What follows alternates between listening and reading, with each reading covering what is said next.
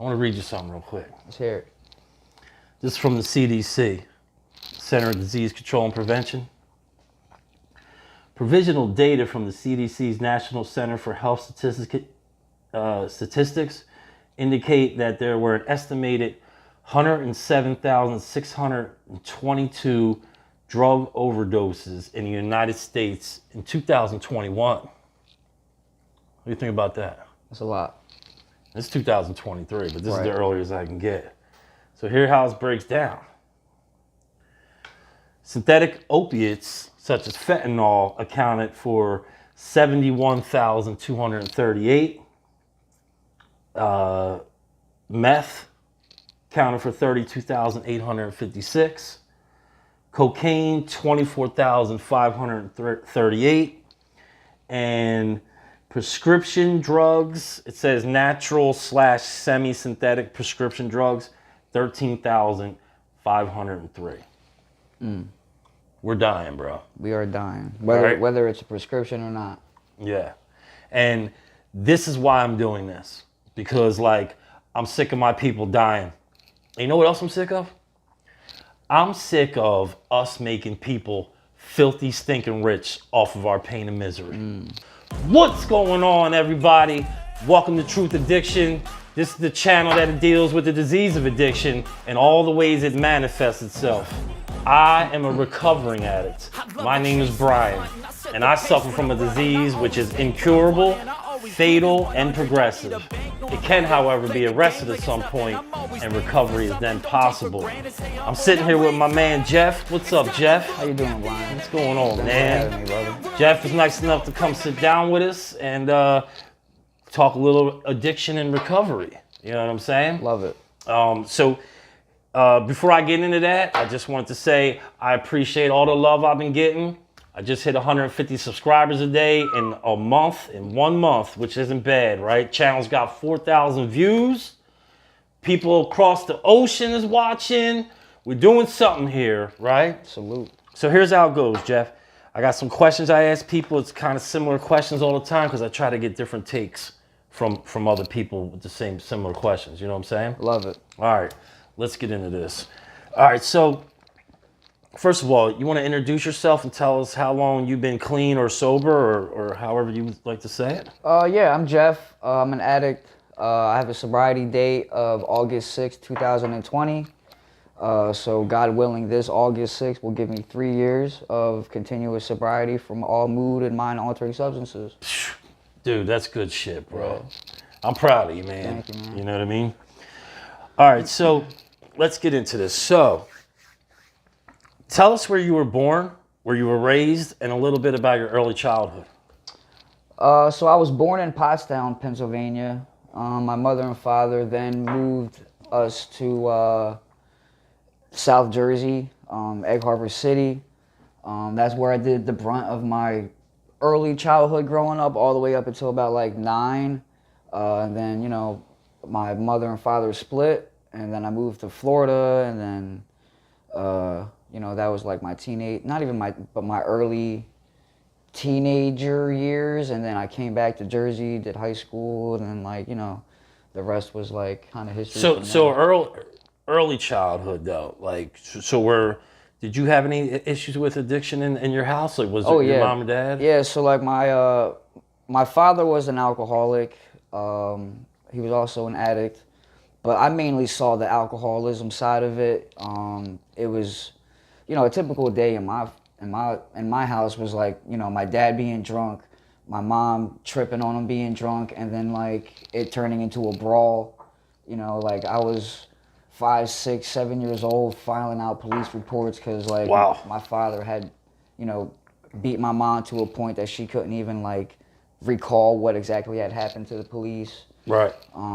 Just like glass breaking, man. Like my dad like murdered our cat, threw it through a friggin' wall and shit. And like, you know, I watched my dad kind of just like get drunk, blast music all day, like Black Sabbath, and he would like sing to the ground. He thought he was Satan and shit, dude. Like it was just like a real nutty. Hey, listen, I thought I was a lot of different people sometimes when I was getting high, bro. Yeah, bro. Shit, I think one time I thought I was the president of the United States, but That's wild. I'll go for you. Yeah, cool, man. So what high school did you go to, and did you graduate, and were you a good student?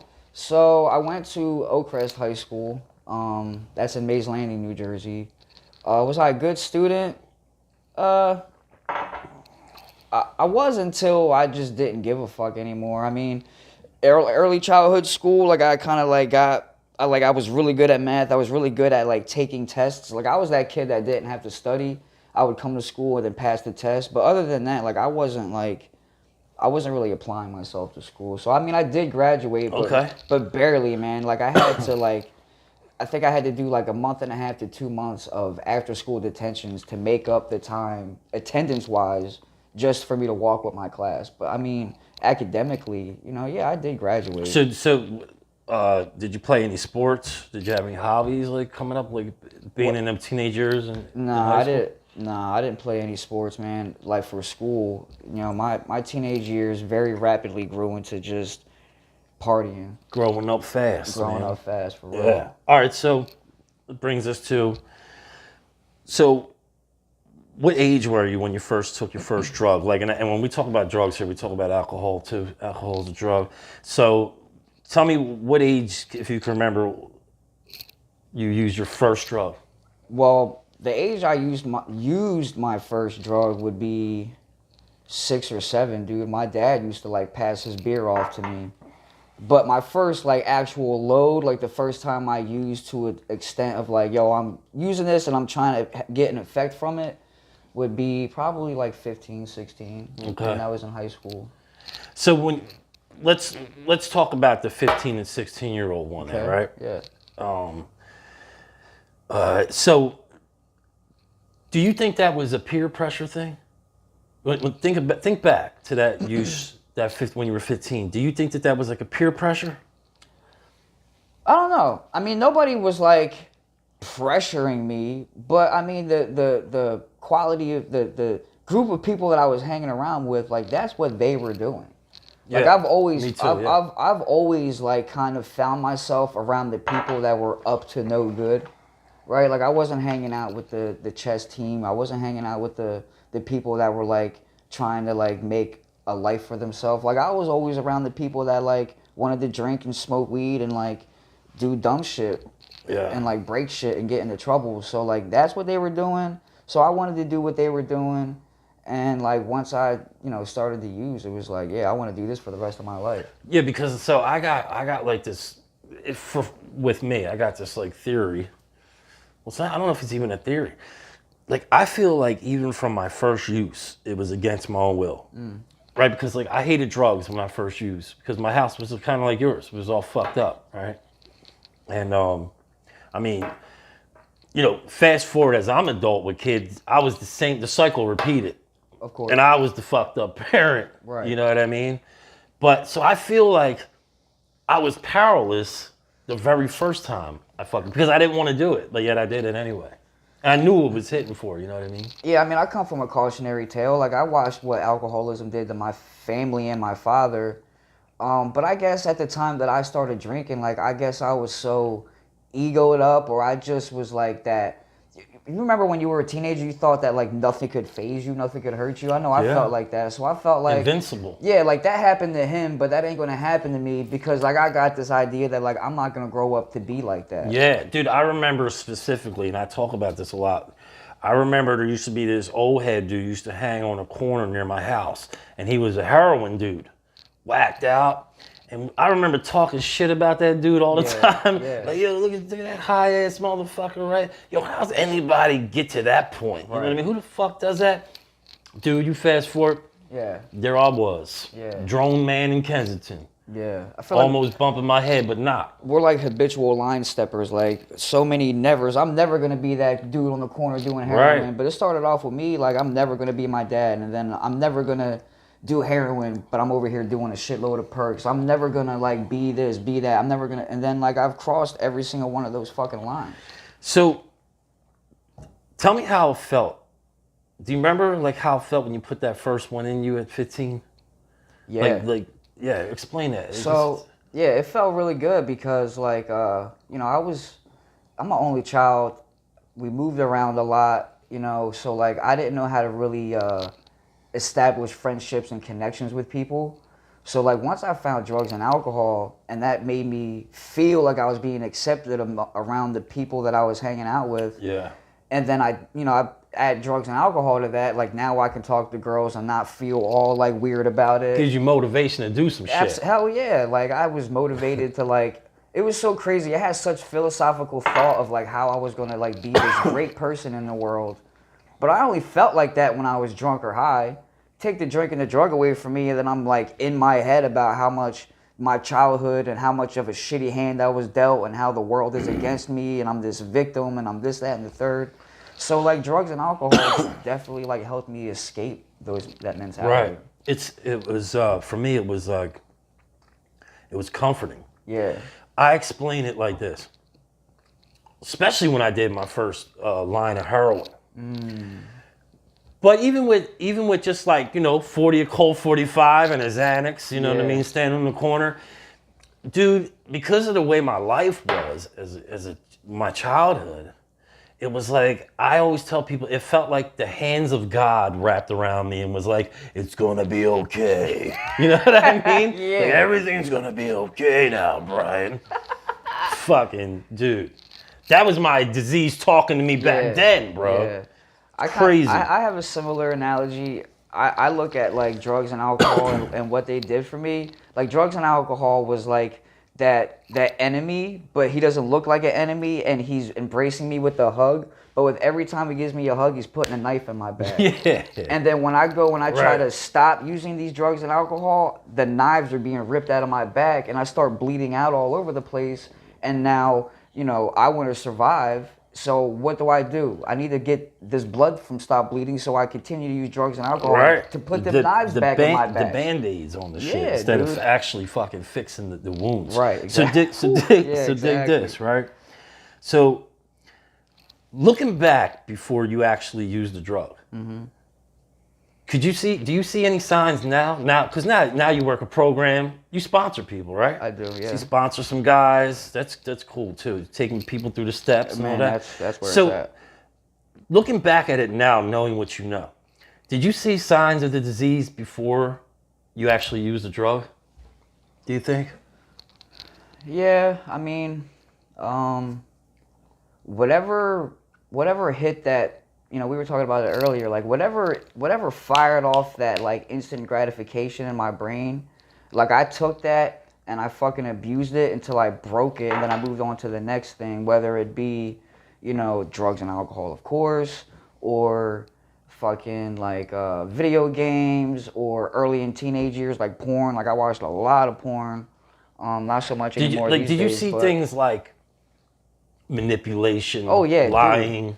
Cheating, escapism, escaping yourself, like lying and constantly having to like hide, like put the mask on my face, chameleon, being a great like, one. You know what I mean? Like, that's what I tell people. Yeah, dude. The mask. I always remember all the masks I had for different situations that I was in. Yeah, dude. Like, who you want me to be? Oh, hold on. I put that mask on. Okay, I got you. You know what I mean? I'm like a one-man band, but like my band looks like Slipknot. Like chameleons. Everybody's got a fucking mask. We're fucking chameleons. Hell yeah, dude. I can be who you need me to be. That's why, not for nothing, right?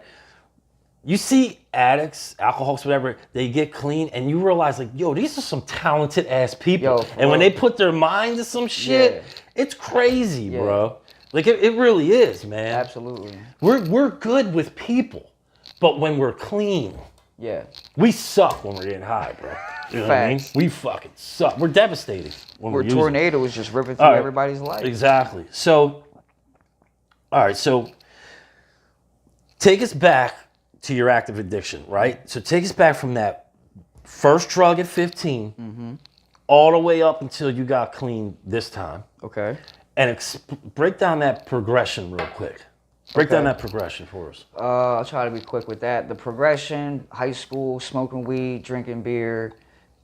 Immediately, like I'm a blackout drinker, so there's already like kind of like red flags there with my drinking.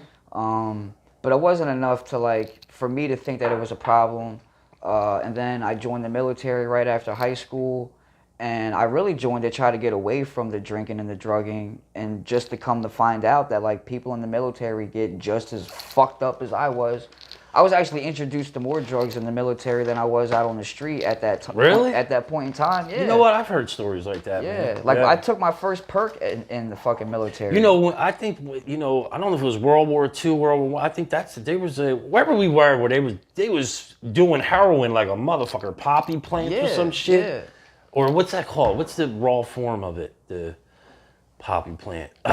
Opium. Yeah, opium. Yeah, Yeah. I mean, they got the fields in Afghanistan, but like Vietnam was when people were coming Yeah. back with heroin problems. Yeah.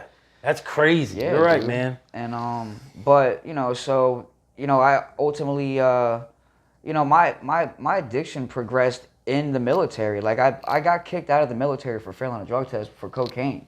You know what I mean? So like, and then like, just that, and that just kind of doubled down on like, here's Jeff, he's building a reputation of like fucking his life up. Right. So then I'm getting kicked out the military for failing a drug test. Like, what do you think that I did? I came back home and I fucking like progressed in my drug addiction and alcoholism all the way to where like I moved to 9 different states trying to like escape the geographical change. That will fix me. I just have to move to California or some shit, man, or whatever. And like, so that's like how my alcoholism and addiction progressed, where it was like I would burn these bridges in this state, move to this state thinking that I was going to be able to like build a life for myself, and then burn that bridge. Move on to the next, burn that bridge. We not only move from state to state, we move from people to people, too. Right, exactly. And then, I feel like I've met every type of person in the world. They just have different faces. So I'm able to like identify certain behaviors.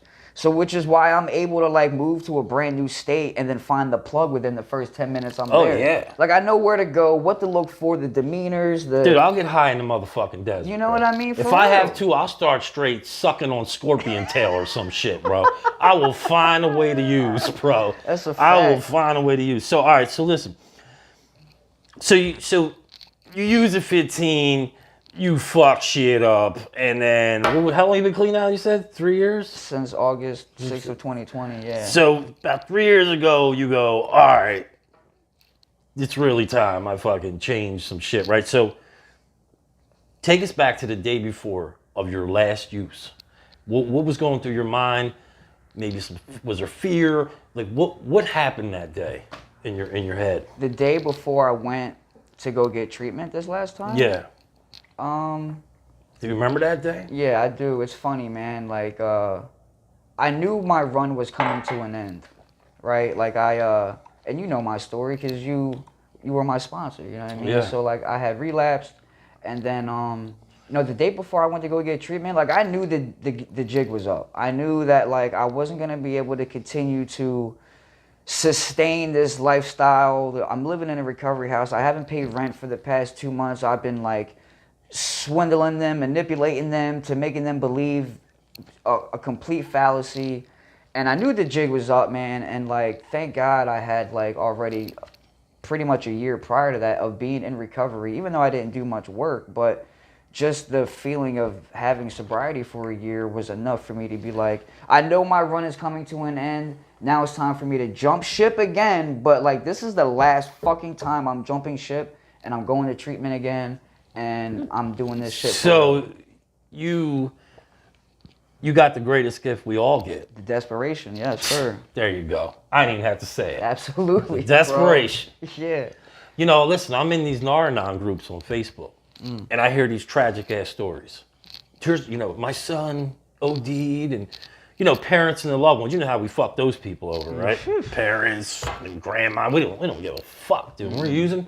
That's so fucked up, but we don't give a fuck, right? In those moments, so we definitely don't. I talk to people on there, man, and I try to give those people some like hope in a way that like, yo, we can get clean and shit like that. Yeah. You know what I mean? But the one thing I tell them all is this: when they talk about dealing with active addicts in their life, this is what I tell them. I know it's the hardest thing you can do, but here's what you have to do. you have to X those motherfuckers out. That's what my You got mother to did. leave my house, right? Yeah. Don't come back in here for a ham sandwich, motherfucker. You ain't getting shit. Yeah. You ain't getting $5. You ain't getting nothing. You need to leave until you find your way, right? Yeah. And the number one thing they say back to me is, but what if they die? You know what I mean? What if they live? What if they live, right? So I try to convey to them, listen, I know it's opposite than what you're thinking. And it's not logical to think that you have to let them go. But you need them to find desperation. Because for most of us, that's the only way we even attempt to try to get clean is when we're completely desperate. Yeah. The bridges are burnt. The people are gone. Yeah. I have no choice but to fucking try, you know what I mean? I feel like it's hard for the parents and the families to get in tune with the idea of like, you're dealing with an addict and alcoholic who's not thinking logically. So for you to think, how are you logically going to help this alcoholic and addict? That's not good. You kind of have to go against your own logic because you're dealing with an illogical situation. Logic isn't going to fix it. You kind of have to like go against what your heart tells you when it comes to this. Like because the disease is illogical. Because everything exactly, about it is fucking everything illogical. about it. It's irrational. So, it doesn't right. make any sense. It just Like doesn't my make mother sense. did it. My mother told me, like, dude, I'm not gonna continue to watch you kill yourself as I watched your father kill himself. Right. So like I know for my mom that was like a hell of a decision to make, but she had to, man. She had a marriage that she had to save. Like I almost Right. made them, my mom and my stepfather now, So let me ask you this. split up. We talk about the disease of addiction, right? What does that mean to you? Somebody having a disease of addiction. How do you see that as?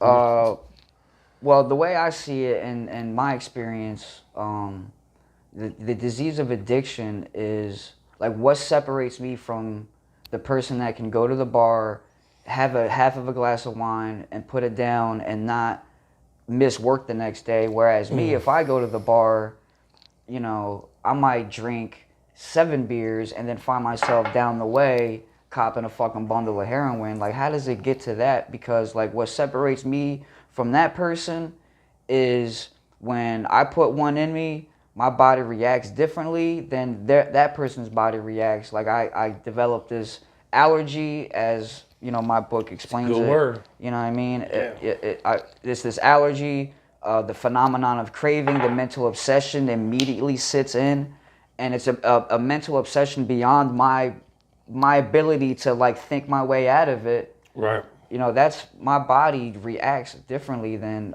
a normal person. So like that's the disease of addiction. Like that's what makes me different, I guess. Or Yeah, I agree. I would add to that what it does to the brain. Like And the what, brain, yeah. What the drugs and the behaviors that we have done for so long have changed the brain. And that's, you know, for me, that's where the exact nature of it is, right? Yeah. So let me ask you this. Do you think there's a cure for a disease of addiction? If you do, explain why. And if you don't, explain why. a cure? Cure, man. I mean, Can this be cured, man? when I think of a cure, I mean that like I don't need treatment anymore. Right. So I feel like it is incurable. Like you can't cure it, but it needs to be treated on a day-to-day basis for the rest of my life. Like I'm never gonna be able to not. My brain is never gonna get to a point where. And wait, hold on real quick. When you say treatment, what do you mean by treatment? Treatment is like me continuing to have a conscious contact with a higher power, me continuing to help altruistically the next addict or alcoholic or even regular people out on the street, constantly like praying, seeking guidance from my higher power, you know, giving my character defects up to my higher power, being aware of like what's going on, and then always holding true that first step of like I am powerless on my own will to use drugs and alcohol. Like if I try this on my own, and my experience has shown me, like I will eventually go back to like making the ultimate sacrifice and like using drugs and alcohol. And I agree with all that. I would just add to that, all that plus meetings and step work. Yeah. Like meetings is where I go to hear the solution. The step work is the action to actually like implement the principles of the 12 Right. steps into my life. Yes. And I totally agree. And the brain thing, I just wanted to touch on this. I learned in treatment, our brain, our bodies naturally produce these feel good dopamines and serotonins. It's natural, like, feel good feelings For the reward system of your brain. The reward system, correct. So like when I start introducing alcohol or heroin or any drug over a period of time, my brain sees that as like, hey, you're introducing this foreign shit that's basically performing a function that I'm already doing for you, but it's so much more powerful. Feels way better. Right. So then let's get some more. My brain actually stops producing that. Right. Because I'm introducing something that's like plugging into that fucking Or slot. I don't know if it stops, but it's just that the levels the normal level, it doesn't work anymore. There's no more, it doesn't even matter. You just need more. Because what I learned to that was, what's happening is we flood the receptors so much with dopamine, your brain actually changes and creates special channels to filter it out. That's what we call tolerance. But really, your brain is literally changing. Hold on, let me ask you this. So the recovery rate, depending where you look, it's around 4 to 5%. That means 100 people come into a meeting or whatnot for the first time trying to stay clean with the disease of addiction. 4 of them will stay clean for a year. 1 of those may stay clean for 5 years out of those 4, right? Now, these are statistics that I found on the internet. But me personally, bro, those numbers seem to check out. Yeah. I've been around for a little bit. Yeah. So I'm one of those dudes too. What about stats? But all I'm saying is they sound pretty fucking precise to me. It's kind of pretty. It's got to be close. That sounds pretty accurate. So let me ask you this, if you could, real quick. Why do you think that is? Why do you think it's so low, the recovery rate? Unwillingness, man, and unwillingness to accept new ideas, prejudices against God and higher power. Because like once you come to a 12-step program, you come to meetings and people start talking about God, you lose 90% of the room.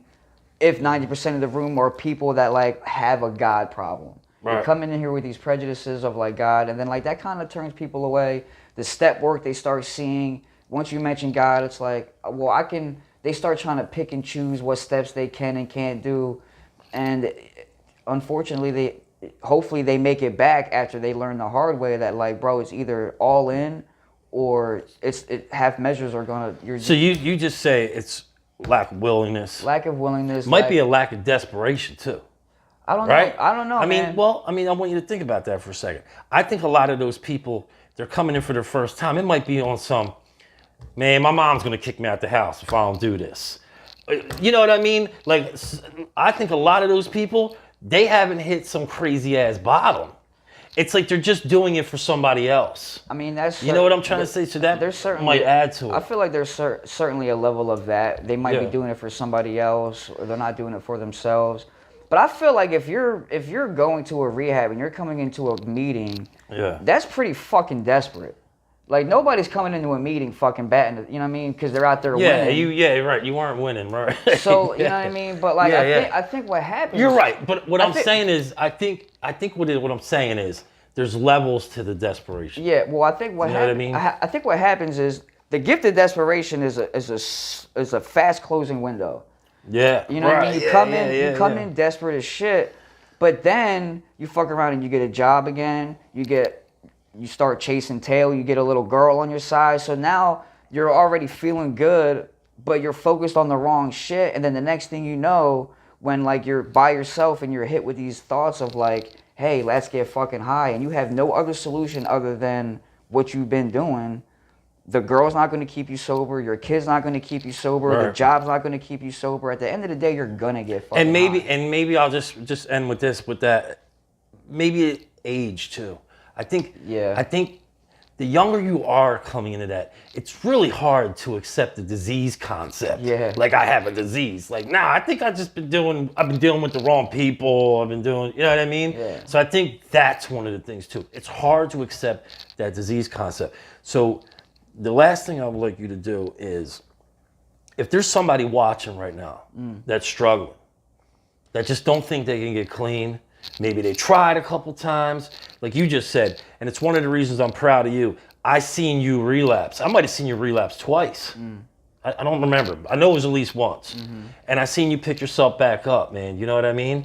And I got in contact. You got in contact with me. And here you are, 3 years. You're sponsoring people. So it can be done. It can be right? done. So I want you to look into that camera and talk to the person that might be struggling right now. And just real quick, just what would you say to that person?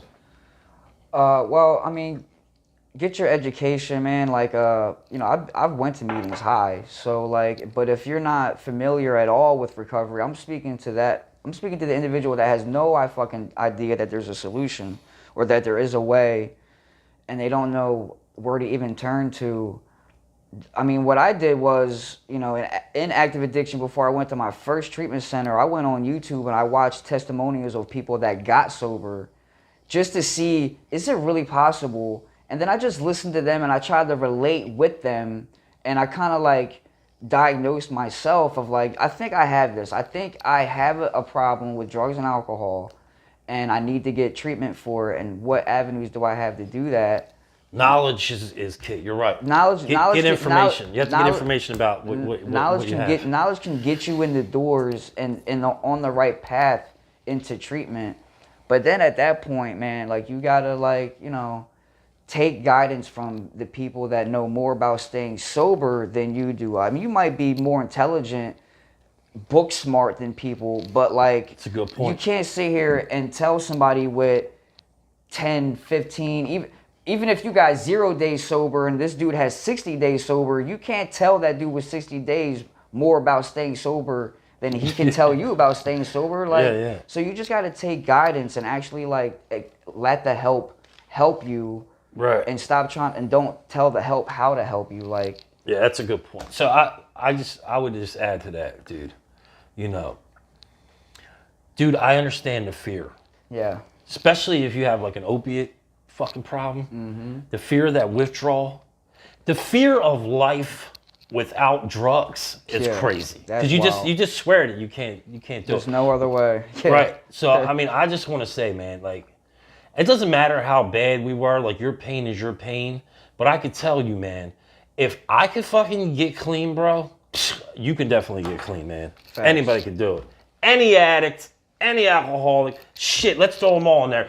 Any gambler can stop gambling. Any motherfucker shoving his face with food can stop eating and fucking live a healthier lifestyle. And you could stop your shopping addiction too. You know, they do have a fucking 12-step program for that too. That's wild. I don't know if it's called Shoppers Anonymous, but it's probably some shit like that. They have to. Amazon Anonymous. Amazon Anonymous. It's another AA. We need to start one of those motherfucking means. I need to go there too, bro. All right, so anyway, so that's going to do it for the interview. So I like to end every interview with this thing I came up with. Okay. I call it the Fast Ass 5. It's just 5 random stupid questions I'm going to throw at you and just give me your answer. You ready? Summer or winter? Summer. Okay, going with summer. Vegetables or candy? Vegetables. Okay. That's why you're skinny, motherfucker. He's eating sweet. I would have said candy like a motherfucker.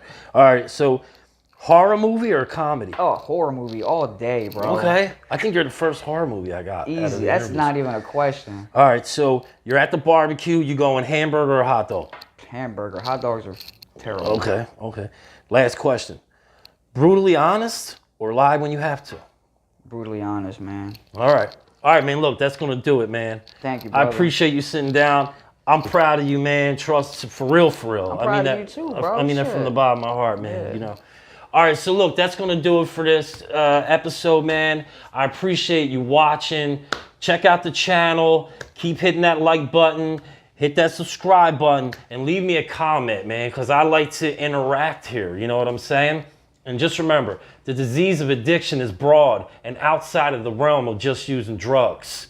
Keep coming back. More will be revealed. And we're out of here.